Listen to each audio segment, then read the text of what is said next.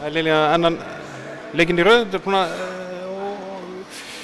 tapast á síðustu sekundur, svona grátlegt. Já, þetta er 2 leikir í röð sem ég finnst við mæta illa til leiks. Við byrjum ekki leikina strax og það bara sýnir smá. Við þurfum að byrja strax til að vinna þessi stóru lið. Það gengur ekki upp að byrja bara í seinni hálfleik.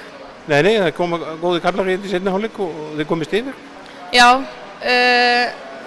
akkurat núna manni ég ekki alveg eftir leiknum en já, við gerum betri í seinni hálfleik og það hleypti okkur inn í leikinn og já, vörnin var slöpp samt sem að hefði þurft til að vinna leikinn.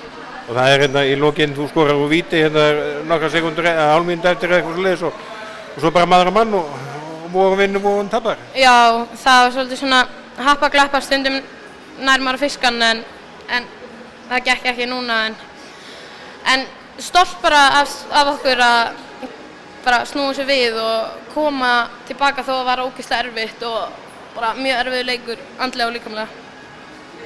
Og nú er í dagur og þá var annarkvort Sviss eða Portúgal? Já, við erum held ég að lyfta morgun og horfa á vídeó.